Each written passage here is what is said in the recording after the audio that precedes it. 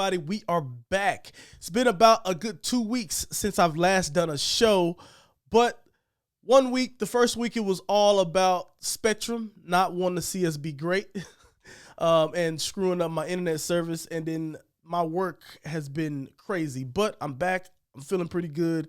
Couldn't do a live show today because I have a work thing that I have to do this afternoon or this evening, so wasn't able to do that, but I had to weigh in on UTSA announcing that $57 million facilities plan over the next 5 years. I think that's huge. Also, Coach Traylor made some comments about the spring football quarterback competition that I do definitely want to talk about, because as much as I love Coach Traylor, there are some things within what he said that I am not too big of a fan of. So I will get into that in a second.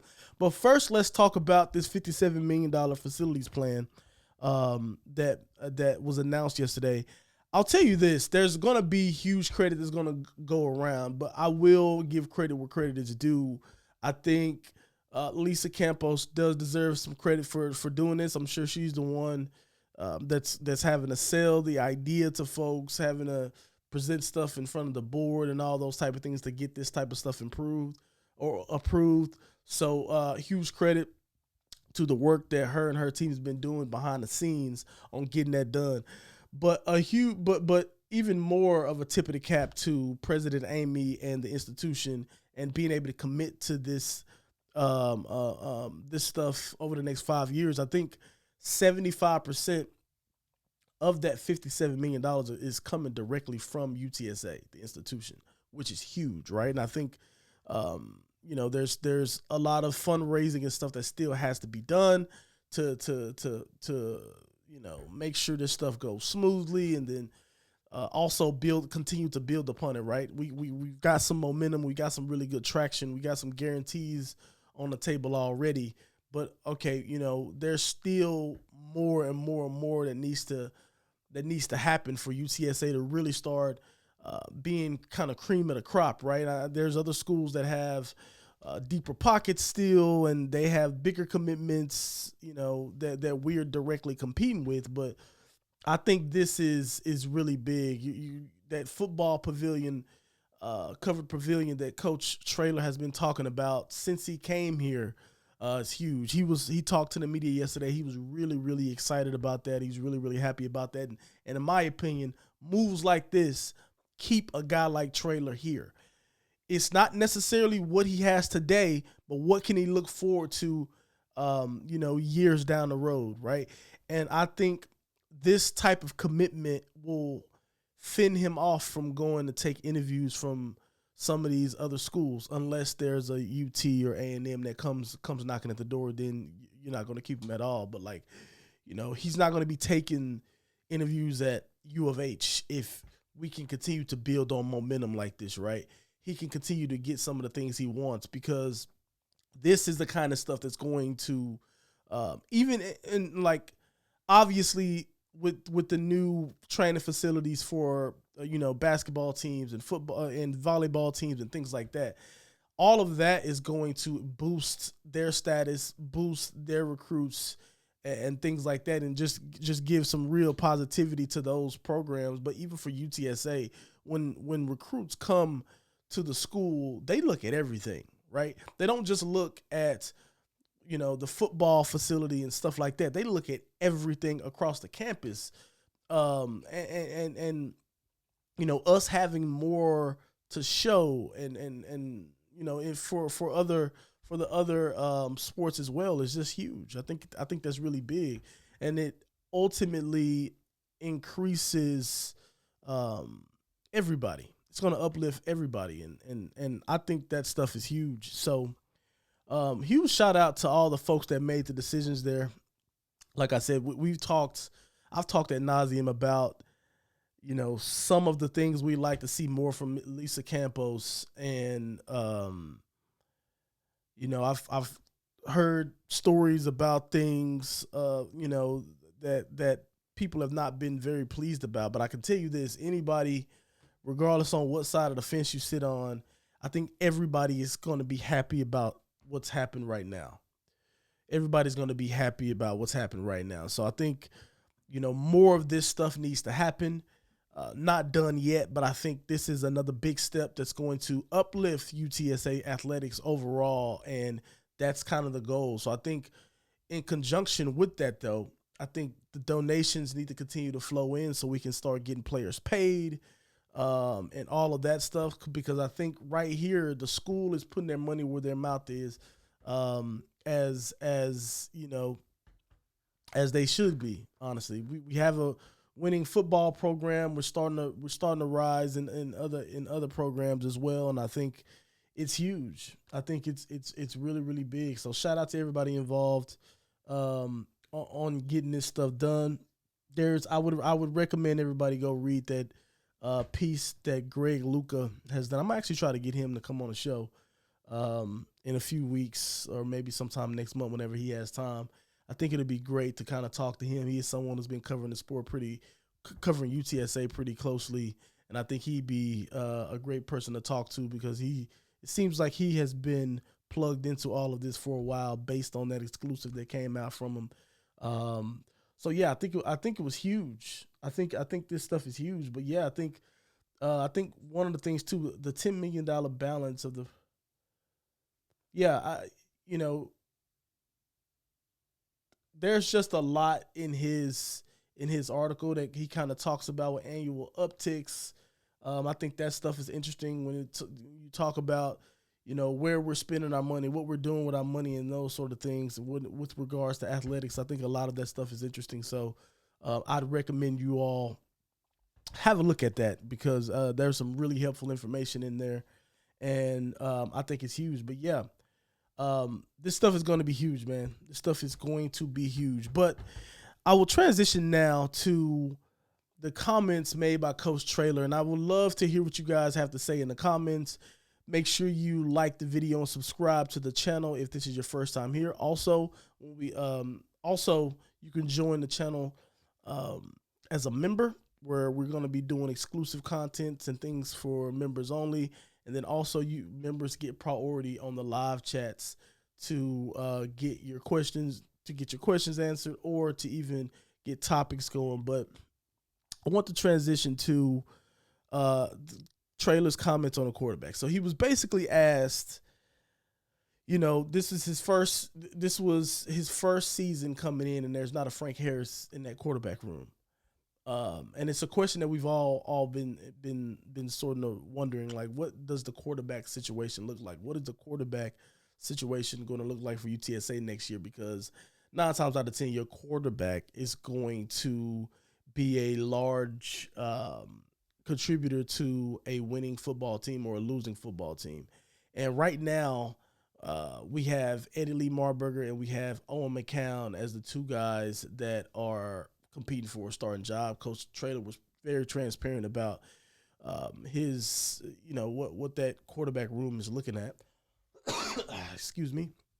What that quarterback room is looking like, this off season and going into next season. I think one of the key things he mentioned was we have 5 scholarships dedicated to that room, and we got 4 players. So he's in the market for another quarterback.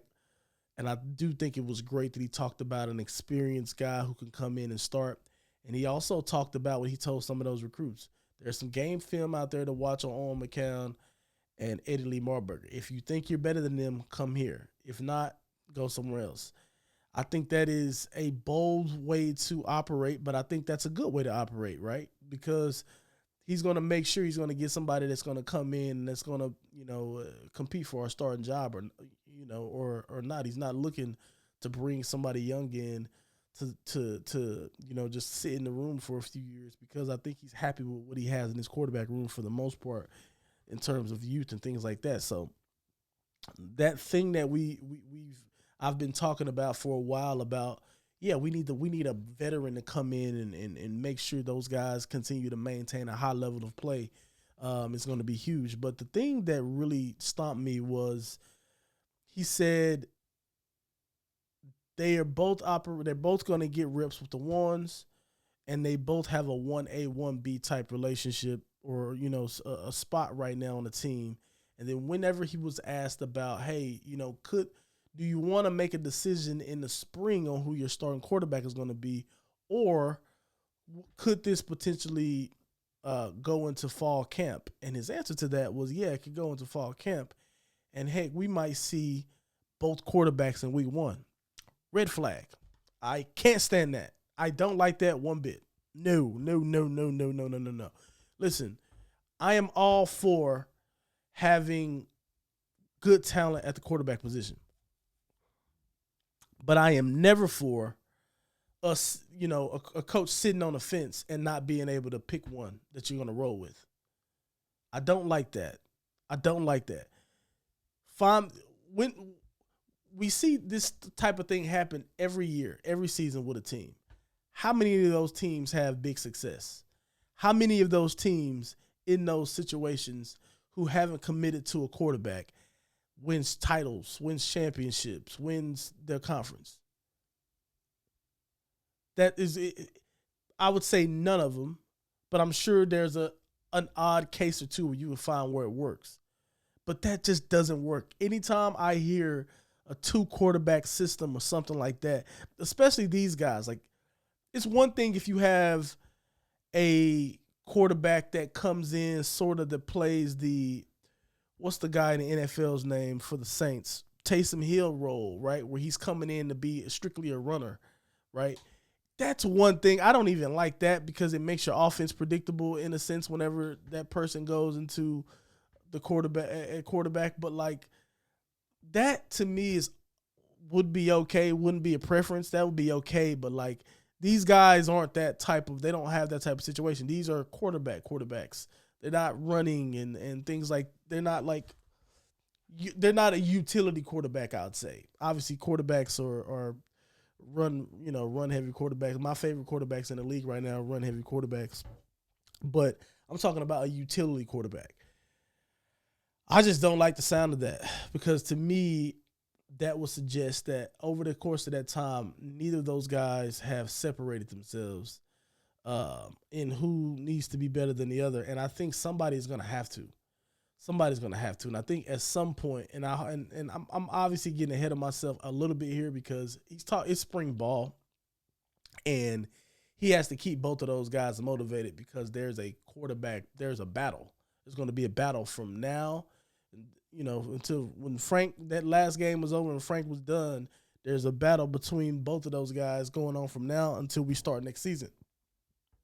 So I sort of understand his comments right now because he's kind of like, okay, both guys have a shot to win a job and that sort of thing, which all makes sense, 100%.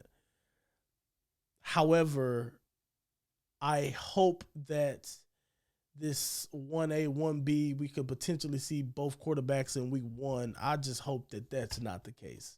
I hope that as we get closer and closer to week 1, which we got a long ways to go, I hope someone separates themselves from the other. And yeah, I just hope it's a thing. I can tell you this. If we get to the spring game and they both play well, it's just going to be a wild, wild ride. It's not that I want one of the guys to play bad or something like that, but I want to see separation. That's it. I want to see separation. Which one of the guys are going to come in and separate themselves from the other? And it needs to be clear and obvious. And and that might be motivation for those guys. I know they don't watch or listen to stuff like this, but go out there and separate yourself from that guy, from the other one. Go for it. Go for it. It's never a bad thing, especially with injuries, to have 2 capable quarterbacks. That in my opinion is pivotal, right? Because those backup quarterbacks are they always get their numbers called in a situation where it's just unpredictable. But yeah, I don't like the 2 quarterback thing. That was worrisome to me. So I do think he's going to be active in that little transfer portal window, open window I think it's in April. He sounds like he's going to be active, but he's kind of put it out there, and we'll see. There's so much. Everything is so money driven these days. Who knows what's what's going to transpire over the next, you know, couple of months and things like that. But it would be great. It would be really, really good if we could get another quarterback in that quarterback room to help them rise the level, and just to make them a little uneasy too. Even if they ended up, they both, one of the two, win the job when a new guy comes in. You want that competitive, adverse, you know, that them having to go to that adversity to win that job, because then you'll know they'll be battle proven, and they'll really have something in their neck that's going to push them forward whenever they hop on that field, right? So we'll see what's happening. I'm going to obviously monitor the spring and comments and things that's going on, because it was basically a spring ball preview interview that he did, and you know, I think he talked some stuff about the offensive line and us losing Joshua Cephas and things like that. But that quarterback situation is going to be interesting, because in all those positions, the other positions he talked about, we have addressed, I think, very well in signing day, you know. But when you look at that quarterback room, we didn't bring anybody in. So that to me is why his comments around the quarterback stood out a lot. But we will definitely get back on the live shows next week. I had to get something for you guys for this one, because I didn't, you know, my work situation changed, so I wasn't able to do the live show later today. But before I go to work, I was like, you know what, I got to give the channel my thoughts on this anyway. But make sure you guys smash that like button and subscribe to the channel. I appreciate you guys for watching. Peace.